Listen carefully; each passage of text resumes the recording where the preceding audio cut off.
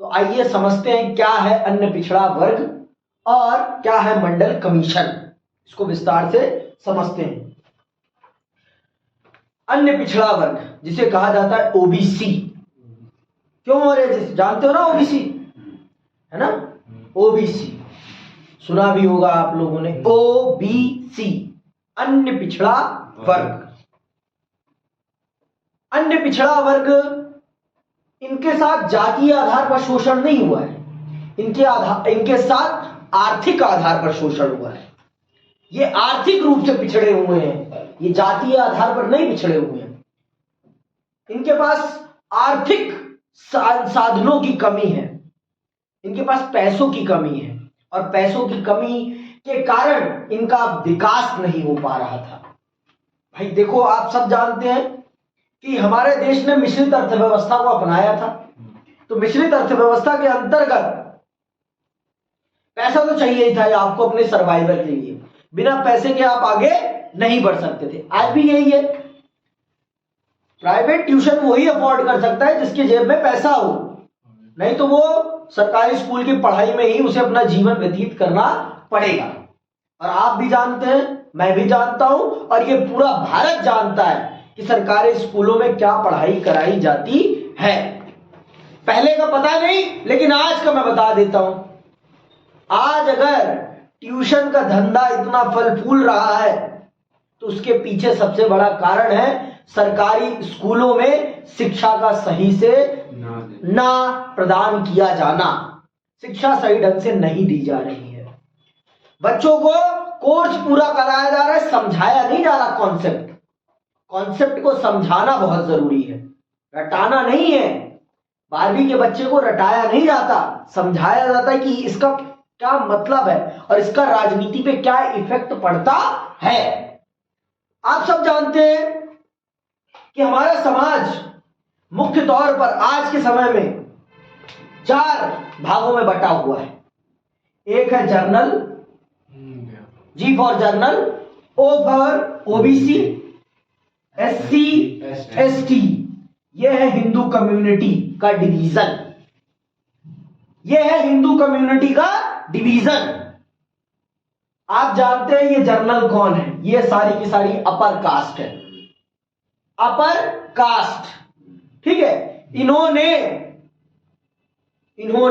एक बहुत लंबे समय तक देश के आर्थिक संसाधनों पर, देश की शिक्षा पर अपना प्रभुत्व कायम रखा, और इनको मुख्य तौर पर इनको शिक्षा से कोसों दूर रखा, कोसों दूर, समझ में आई बात। इनको तो शिक्षा से कोसों दूर रखा, इनको अछूत कहा गया, इनको कहा गया अछूत। ये जंगली है, मैं बता रहा हूं, ये मैं बताने के लिए आपको बता रहा हूं, मैं किसी की भावना को ठेस नहीं पहुंचा रहा हूं। मैं सुधीर चौधरी नहीं हूं कि एक मुख्यमंत्री के लाइफस्टाइल को वो इस प्रकार से बयां करते हैं। कभी उन्होंने प्रधानमंत्री जी से पूछा कि प्रधानमंत्री जी आप कहां से 2 लाख का सूट पहनते हैं? उनकी औकात नहीं है कि प्रधानमंत्री से पूछ ले। बस प्रधानमंत्री जी सत्ता में जब तक हैं तब तक उनसे सवाल नहीं है, जिस दिन वो सत्ता से बाहर जाएंगे उनसे भी सवाल होंगे, ये देख लेना। सब यहां पर सत्ता के दलाल हैं। मैं ये शब्द प्रयोग करने के लिए मजबूर हूं, लेकिन ये करना पड़ रहा है। अब आप समझिए, ये जो है इन्हें ये आपके वन्य जीवन के साथ रहने वाले लोग हैं, जिनमें आपकी पहाड़िया लोग, आपने पढ़ा है, पहाड़िया लोगों को हम एसटी कैटेगरी में रखें, जिनका शिक्षा समाज से कोई लेना देना ही नहीं था। तो जब भारत आजाद हुआ तो भारत ने इनको मुख्य धारा में लाने के लिए आरक्षण दिया, और आप जानते हैं इनके साथ तो छुआछूत हुआ है। इनको तो इंसानों से भी बदतर स्थिति में रखा जाता था, ये वो है। तो इनको भी भारत के संविधान के लागू होने के साथ बाबा साहब अंबेडकर ने आरक्षण प्रदान किया, जिससे कि इनकी आर्थिक स्थिति, सामाजिक स्थिति और शैक्षिक स्थिति सुधर सके, ठीक है। तो ये इनको मिल जाता है 30% का आरक्षण, 27% मेरे ख्याल से, 27 है कि 30 है, ये ऐसी है, ठीक है। इतना आरक्षण मिल जाता है, गलत भी हो सकता हूं मैं, मेरे को आरक्षण का परसेंटेज पूरा क्लियर नहीं है, अभी पता चल जाएगा। या ओबीसी को 27% है, इन्हीं में से किसी को, इनको या 30 का है या इसी के बीच का है, ठीक है।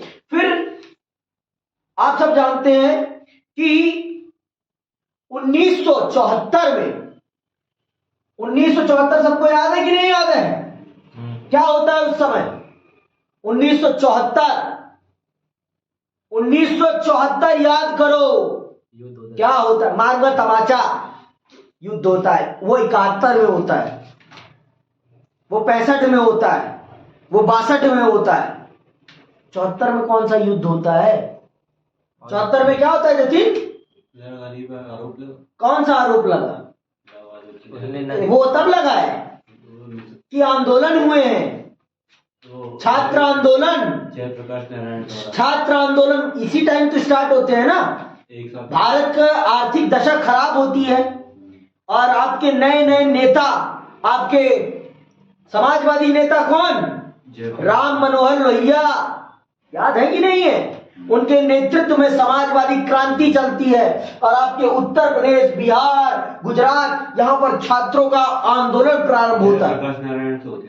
तो जयप्रकाश नारायण बाद में आएंगे ना, पहले बच्चों ने खुद स्टार्ट किया ना भाई।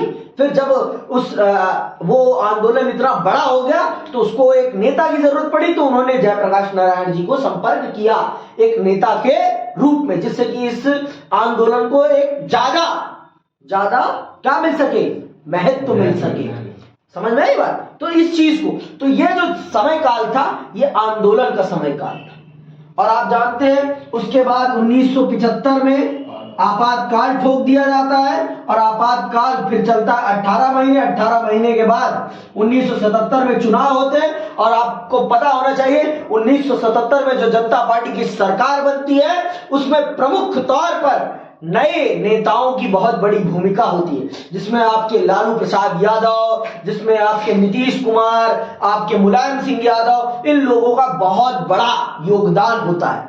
तो इनके सुझाव पर मंडल कमीशन लाया जाता है। आप सब जानते हैं कि इस सरकार को बनाने में पिछड़े वर्ग का या कहिए ओबीसी वर्ग का बहुत बड़ा योगदान होता है। तो उनकी स्थिति को समझने के लिए, उनकी स्थिति को परखने के लिए एक कमीशन बनाया जाता है जिसे मंडल कमीशन कहा जाता है। वो स्टडी करता है कि इन लोगों की समाज में क्या स्थिति है, सरकारी संस्थानों में क्या स्थिति है, सरकारी नौकरियों में क्या स्थिति है। तो वो रिपोर्ट बनाता है और वो रिपोर्ट सौंपता है। लेकिन आप जानते हैं दुर्भाग्यवश ये सरकार सिर्फ कितने महीने चल पाती है? 22 महीने। 22 महीने के बाद जनता पार्टी की सरकार गिर जाती है, फिर से चुनाव होते हैं और इंदिरा गांधी पावर में आ जाती हैं। और फिर इंदिरा गांधी उस रिपोर्ट को अपने ड्रॉर में डाल के भूल जाती है, वो ड्रॉर में डाल के भूल जाती है। समझ में आई बात? फिर आप सब जानते हैं पूरा यहां से लेकर 1980 से लेकर 1989 तक कांग्रेस ही रहती है ना। फिर आएंगे कौन? फिर आएंगे कौन? आ जाएंगे बीपी सिंह। बीपी सिंह आते हैं 1989 में और 1 साल के लिए रहते हैं कौन? प्रधानमंत्री पद पर। तो ये सोचते हैं कि मैं जाते जाते कुछ ऐसा कर जाऊं कि जनता का मुझे सहयोग मिल जाए। तो ये रिपोर्ट पड़ी रहती है, तो ये इस रिपोर्ट को लागू कर देते हैं। इस रिपोर्ट को संसद में ले जाते हैं और इस रिपोर्ट को लागू कर देते हैं कि अब अन्य पिछड़ा वर्ग को भी सरकारी नौकरियों में, सरकारी शिक्षा संस्थानों में आरक्षण दिया जाएगा। ये किसने करा है? बीपी सिंह ने। अपनी राजनीति को सुदृढ़ करने के लिए, अपने आगामी चुनाव में चुनावी फायदा लेने के लिए उन्होंने ऐसा करा, लेकिन उनको फायदा कुछ नहीं मिलता। अब चल रहे हैं शब्द से शब्द पढ़ने को, किताब के माध्यम से अब हम समझते हैं इसके बाद की कहानी को। सुनना बहुत, हाँ ओबीसी वाला तो बताया नहीं स्कूल। हाँ तो बता रहा हूं ना, अब वही तो चल रहा हूं पढ़ के सुनाने ना कहानी। यहां बता दूं ओबीसी, तो ये जो ओबीसी हैं ये आर्थिक रूप से पिछड़े हैं। ये आर्थिक रूप से पिछड़े हैं, ये जातीय आधार पर पिछड़े हुए नहीं है। इनकी समाज में अपनी प्रतिष्ठा थी, इनके साथ छुआछूत वाला भेदभाव नहीं था। मतलब इनको स्कूल की छूट थी। इनको स्कूल में देखो भाई, आर्थिक रूप से जो बच्चा कमजोर है वो क्या करे, उसका पिता क्या करेगा, चाहे उसको स्कूल में जाने की अनुमति हो तब भी वो उतना तो अपने बच्चे को नहीं पढ़ा पाएगा ना कि जाके वो सरकारी पद पर बैठ सके। सरकारी पद पर बैठने के लिए आपको एक शैक्षिक योग्यता चाहिए थी और वो शैक्षिक योग्यता आप प्राप्त ही नहीं कर पा रहे थे। क्यों? क्योंकि आप आर्थिक रूप से बहुत ही ज्यादा पिछड़े हुए थे, सामाजिक रूप से नहीं, आर्थिक रूप से। मतलब आपके पास पैसे की किल्लत थी, आपके पास खुद की जमीनें भी नहीं थी, जिस कारण से आप आगे नहीं बढ़ पा रहे थे, आप सरकारी आंकड़ों में नहीं आ पा रहे थे, सरकारी शिक्षा संस्थानों में आप जा तो रहे थे लेकिन आप कंटिन्यू नहीं कर पा रहे थे, आप बीच में ही छोड़कर निकल जा रहे थे। इन सब चीजों को देखा गया, तो इन सब चीजों को देखा गया, स्टडी की गई, तो आपका पाया गया कि यह समाज, इस वर्ग का जो समाज है, यह समाज आर्थिक रूप से पिछड़ा हुआ है, इसे आर्थिक तौर पर सहूलियतें प्रदान करने की जरूरत है, तभी ये आगे बढ़ पाएगा, नहीं तो ये आगे नहीं बढ़ पाएगा। इसीलिए आपके समाज के लिए, हम ओबीसी समाज के लिए आरक्षण रेकमेंड करते हैं कौन? आपके मंडल कमीशन। मंडल जी, समझ में आई बात? अभी मैं विस्तार से पढ़ूंगा, पूरी मंडल कमीशन की रिपोर्ट आपके सामने पढ़ूंगा। मंडल कमीशन साहब ने क्या, बीपी मंडल ने क्या कहा, इस चीज को भी मैं आपको विस्तार पूर्वक समझाऊंगा। चलिए सुनिएगा। एक दिन मैं पूरी की पूरी क्लास भारत के जातिवाद पे रख दूंगा, आपको मैं समझा दूंगा कि भारत का जातिवाद है क्या, पूरा का पूरा A to Z, जिससे कि आपके मन में जो भ्रम है वो पूरा का पूरा क्रिस्टल क्लियर हो जाएगा, कौन क्या है, कौन किसके साथ किसने क्या किया है। जो ओबीसी में आते हैं, हाँ, जो जाट गुजर वगैरह होते हैं, जाट गुजर ओबीसी में आते हैं, ओबीसी में, हाँ, राष्ट्रीय स्तर पर। और वैसे लेकिन हरियाणा और इनको आरक्षण नहीं दिया गया, क्यों? क्योंकि वो वहां पर बहुलता है और उनके पास ही वहां पर ज्यादा जमीनें हैं, आर्थिक रूप से वो पिछड़े नहीं हुए हैं वहां पर, जिस कारण से उनको आरक्षण नहीं दिया गया। वो जानबूझ के अपने आप को ओबीसी में लाना चाहते हैं, जिससे कि उनको राष्ट्रीय स्तर पर आरक्षण मिल सके सरकारी नौकरियों में, पर वो आर्थिक रूप से पिछड़े नहीं है, इसलिए उनको आरक्षण नहीं दिया गया। पर उन्होंने जबरदस्ती आरक्षण लिया, रेल बंद करा दी हरियाणा में, सब कुछ करा के किसी ना किसी प्रकार से उन्होंने आरक्षण को लिया। ठीक है, अब सुनना। इस अवधि का एक दूरगामी बदलाव था अन्य पिछड़ा वर्ग का उदय। आप ओबीसी शब्द से परिचित होंगे, इससे विचार विवेचन की एक प्रशासनिक कोटि, अन्य पिछड़ा वर्ग अथवा अदर बैकवर्ड क्लास का संकेत किया जाता है। यह अनुसूचित जाति अथवा अनुसूचित जनजाति से अलग एक कोटि है, जिसमें, अंडरलाइन कर लो इस कोट को, जिसमें शैक्षणिक और सामाजिक रूप से पिछड़े समुदायों की गणना की जाती है। इन समुदायों को पिछड़ा वर्ग भी कहा जाता है। छठे अध्याय में हम यह देख चुके हैं कि पिछड़ी जातियों के अनेक तबके कांग्रेस से दूर जा रहे थे, उनमें कांग्रेस के लिए समर्थन कम होता जा रहा था। ऐसे में गैर कांग्रेसी दलों के लिए एक जगह पैदा हुई और इन दलों ने इस तबके का समर्थन हासिल किया। आपको याद होगा कि गैर कांग्रेसी दलों ने राजनीतिक अभ्युदय की अभिव्यक्ति 1977 की जनता पार्टी की सरकार के रूप में हुई। जनता पार्टी के कई घटक, मसलन भारतीय क्रांति दल और संयुक्त सोशलिस्ट पार्टी का ग्रामीण इलाकों के अन्य पिछड़ा वर्ग में ताकतवर जनाधार था। तो ये इन पार्टियों के सहयोग से ही आपकी जनता पार्टी की 1977 में सरकार बनी थी। और आप जानते हैं कि इस समय काल से लेकर इस समय काल में आपका ये पिछड़ा वर्ग कांग्रेस से दूर जा रहा था, और इसी का फायदा उठाकर आपकी इन दोनों पार्टियों ने, कौन कौन सी? सोशलिस्ट पार्टी ने और आपकी भारतीय क्रांति दल ने इनको अपने साथ किया और इनका पूरा नेतृत्व किया। और जब 1977 में इनकी सरकार बनती है तो इनकी स्थिति को सुधारने के लिए बीपी मंडल कमीशन बनाया जाता है, जिससे कि इनकी स्थिति को परखा जा सके, समझा जा सके और फिर इनके लिए कुछ विशेष किया जा सके। लेकिन आप सब जानते हैं कि जनता पार्टी ज्यादा लंबे समय तक रह नहीं पाती है, जिस कारण से जो बीपी मंडल के सुझाव होते हैं वो लागू नहीं हो पाते। और वो लागू कौन करते हैं? 1989 में कौन? बीपी से, अपनी राजनीतिक बढ़त के लिए। लेकिन उनको वो राजनीतिक बढ़त नहीं मिलती। वीपी सिंह और वीपी मंडल एक ही है? अलग है यार, वो प्रधानमंत्री है, वो एक अधिकारी है, अभी पढ़ूंगा तो बताऊंगा। वीपी सिंह प्रधानमंत्री है देश के और वीपी मंडल एक अधिकारी है। वो तो थे ना। हाँ सब थे ही, अब कोई नहीं है। आगे सुनो। मंडल का लागू होना, मंडल को लागू किसने किया, सुनना ध्यान से। 1980 के दशक में अन्य पिछड़ा वर्ग के बीच लोकप्रिय ऐसे ही राजनीतिक समूहों को जनता दल ने एकजुट किया। राष्ट्रीय मोर्चा की सरकार ने मंडल आयोग की सिफारिश को लागू करने का फैसला किया। इससे अन्य पिछड़ा वर्ग की राजनीति को सुसंगठित रूप देने में मदद मिली।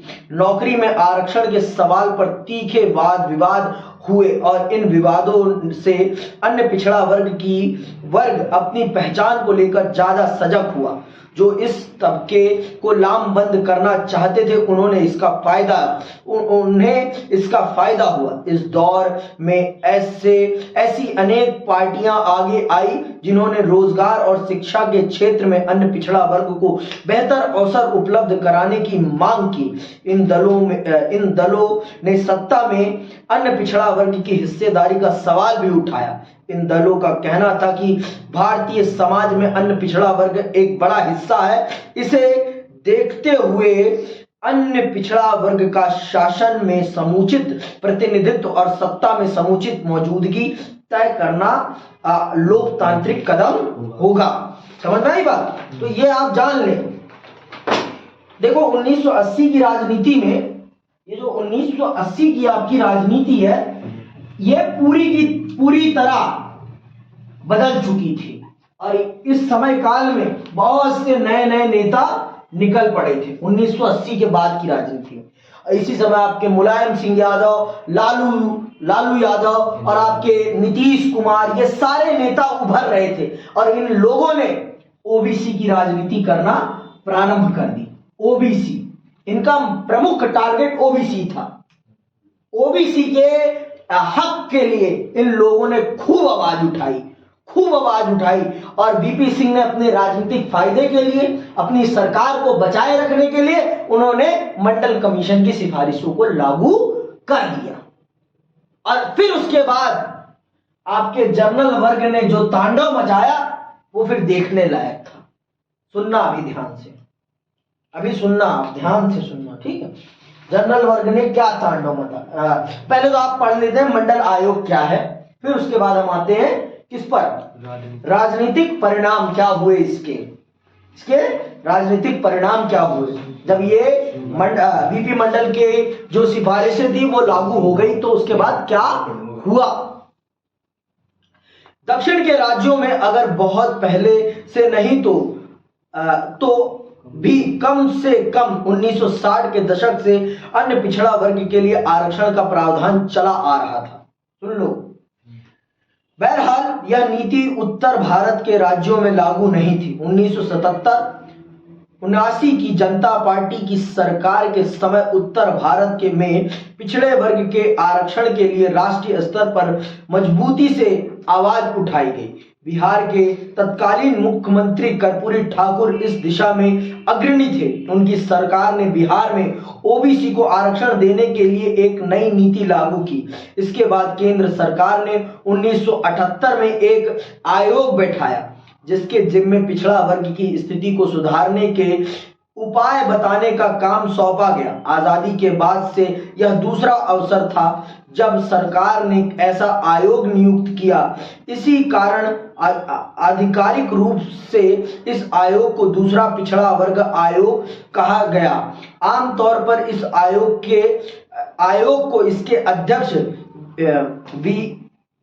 विंदेश्वरी प्रसाद मंडल के नाम पर मंडल कमीशन कहा जाता है। तो बीपी मंडल की फुल फॉर्म क्या है, विंदेश्वरी प्रसाद मंडल, और फेमस तौर पर इस कमीशन को क्या कहा जाता है, मंडल कमीशन।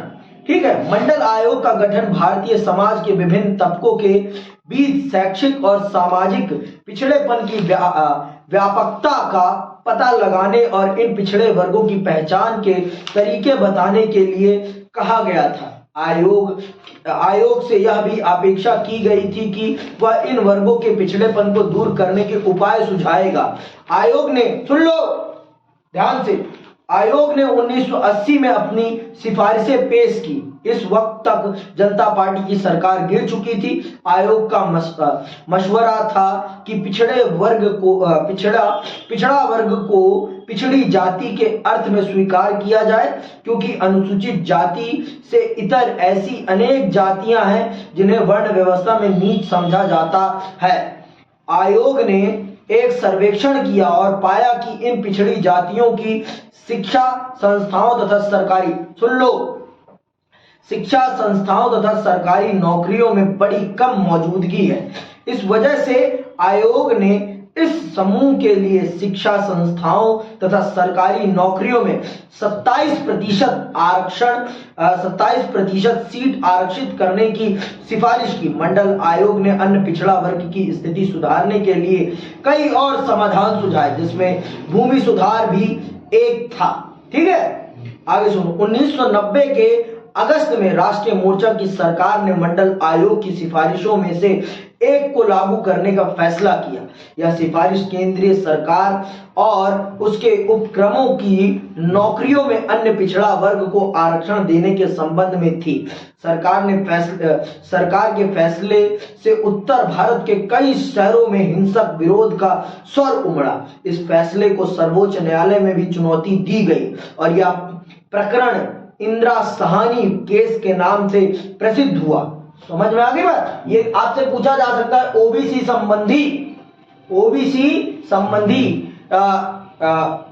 संबंधी केस किस नाम से प्रसिद्ध हुआ है? तो आप क्या बोलेंगे? इंदिरा साहनी केस के नाम से प्रसिद्ध हुआ। सरकार के फैसले के खिलाफ अदालत में जिन लोगों ने अर्जी दायर की थी उनमें एक नाम इंदिरा साहनी का भी था। 1992 के नवंबर में सर्वोच्च न्यायालय ने सरकार के निर्णय को सही ठहराते हुए अपना फैसला सुनाया। राजनीतिक दलों में इस फैसले के क्रियान्वयन के तरीके को लेकर कुछ मतभेद था। बहरहाल अन्य पिछड़ा वर्ग को आरक्षण देने के मसले पर देश के सभी बड़े राजनीतिक दलों में सहमति थी, क्योंकि असहमति व्यक्त भी नहीं कर सकते थे, क्योंकि अगर अपनी असहमति व्यक्त करते तो उनका बहुत बड़ा वोट उनके हाथ से निकल जाता, बहुत बड़ा। हिंदू जाति में सबसे बड़ा वर्ग अगर कोई है तो वो है ओबीसी वर्ग सबसे बड़ा है। समझ आई बात? हिंदू जाति में सबसे बड़ा वर्ग अगर कोई है तो वो है ओबीसी समाज सबसे बड़ा है। ओबीसी वर्ग सबसे बड़ा वर्ग है। लोग तो जनरल पर, समझ में आई? जनरल संख्या में ज्यादा बड़ा नहीं है, उनके पास आर्थिक संसाधन, शैक्षिक संसाधन ज्यादा है, लेकिन संख्या के दृष्टिकोण से आप देखेंगे तो ओबीसी सबसे बड़ा है। और राजनीति में उसी की तूती बोलती है जिसके पास क्या होती है? संख्या बल। धन बल नहीं चलता, संख्या बल चलता है। कहां पर? राजनीति में, लोकतंत्र में संख्या बल का बोलबाला। इसीलिए किसी भी राजनीतिक दल ने मुखरता से ओबीसी के आरक्षण का विरोध नहीं किया। वीपी सिंह इस बात को बहुत अच्छे से जानते थे। वीपी सिंह ये भी जानते थे कि जर्नल के पास वोटिंग परसेंटेज नहीं है। वोटिंग परसेंटेज असली में किसके पास है? ओबीसी के पास। तो अगर मैं ओबीसी के लिए काम कर दूंगा तो ओबीसी मेरे पक्ष में आ जाएगा, लेकिन ऐसा होता नहीं है। ओबीसी अपने पुराने नेताओं के पक्ष में रहता है जिन्होंने इस संघर्ष की लड़ाई लड़ी थी, अर्थात आपके मुलायम सिंह यादव, आपके लालू यादव और आपके नीतीश कुमार और भी अन्य नेता और भी शरद पवार, इन लोगों के ही पक्ष में रहता है। तो इस प्रकार से ओबीसी का आरक्षण लागू हो जाता है और बहुत बड़े स्तर पर हिंसा होती है। आपका ये जनरल वर्ग बहुत हिंसा करता है, बहुत, कि अब हमें नौकरियों में नौकरियां नहीं मिलेगी, अब इनको भी नौकरियां मिलेगी, हमारे लिए तो किसी भी प्रकार का आरक्षण नहीं है। तो इस प्रकार की बातें उठती हैं। अभी राजनीतिक परिणाम जब मैं पढ़ूंगा तो आप सुन लेना किस प्रकार की राजनीतिक परिस्थितियां बनती हैं। 1980 के दशक में दलित जातियों के राजनीतिक संगठन का भी उभार हुआ। 1978 में BAMCEF backward and minority community employees federation का गठन हुआ। यह सरकारी कर्मचारियों का कोई साधारण सा ट्रेड यूनियन नहीं था। इस संगठन ने बहुजन यानी अनुसूचित जाति, अनुसूचित जनजाति, अन्य पिछड़ा वर्ग और अल्पसंख्यकों की राजनीतिक सत्ता की जबरदस्त तरफदारी की। इसका परिवर्तित विकसित दलित शोषित समाज संघर्ष समिति है, जिससे बाद के समय में बहुजन समाजवादी पार्टी का उदय हुआ। इस पार्टी की अगुवाई काशीराम ने की। बहुजन समाजवादी पार्टी अपने शुरुआती दौर में एक छोटी पार्टी थी और इसे पंजाब, हरियाणा और उत्तर प्रदेश के दलित मतदाताओं का समर्थन हासिल था। लेकिन 1989 और 1991 के चुनाव में इस पार्टी को उत्तर प्रदेश में सफलता मिली। आजाद भारत में यह पहला मौका था जब कोई राजनीतिक दल मुख्यतः दलित मतदाताओं के समर्थन के बूते ऐसी राजनीतिक सफलता हासिल कर पाया था। दरअसल काशीराम के नेतृत्व में बसपा ने अपने संगठन की बुनियाद व्यवहार केंद्रित नीतियों पर रखी थी। बहुजन यानी अनुसूचित जाति, अनुसूचित जनजाति, अन्य पिछड़ा वर्ग और धार्मिक अल्पसंख्यक देश की आबादी में सबसे ज्यादा हैं और संख्या के लिहाज से एक मजबूत राजनीतिक ताकत का रूप ले सकते हैं। बसपा के आत्मविश्वास को इस तथ्य से बड़ा बल मिला था। इसके बाद बसपा राज्य में एक बड़ी राजनीतिक ताकत के रूप में उभरी और उसने एक से ज्यादा दफे यहां सरकार बनाई। इसी पार्टी का सबसे ज्यादा समर्थन दलित मतदाता करते हैं, लेकिन अब इसने समाज के विभिन्न वर्गों के बीच अपना जनाधार बढ़ाना शुरू किया है। भारत के कई हिस्सों में दलित राजनीति और अन्य पिछड़ा वर्ग की राजनीति के स्वतंत्र रूप धारण किया है और इन दोनों के बीच अक्सर प्रतिस्पर्धा चलती है। आप सब आज इस पार्टी की अध्यक्षा कौन है? मायावती, कुमारी मायावती बहन जी हैं आज। तो इस प्रकार से अभी भी हैं, हाथी ही उन्हीं की पार्टी का सिंबल है। तो इसके बाद इस परिणाम के बाद फिर बहुजन समाज को भी काशीराम साहब ने अपने नेतृत्व में जोड़ा। काशीराम साहब ने किसको अनुसूचित जाति, अनुसूचित जनजाति, ओबीसी और अल्पसंख्यक समाज को जोड़ने का काम किया और एक बहुत बड़ी ताकत के रूप में खड़ा किया। और आप सबको पता है कि मायावती 2 बार उत्तर प्रदेश की मुख्यमंत्री रह चुकी हैं, 2 बार या 3 बार रह चुकी हैं। तो इस प्रकार से क्या साउथ में करती है कौन? मायावती। उत्तर प्रदेश बोल रहा हूँ भाई, साउथ कहाँ से आ गया? अब कहाँ, अभी भी वो उत्तर प्रदेश में ही करती हैं। अब पर उनकी पार्टी का संगठन बहुत बड़ा हो गया। उनकी पार्टी का संगठन बहुत बड़ा है, बहुत बड़ा।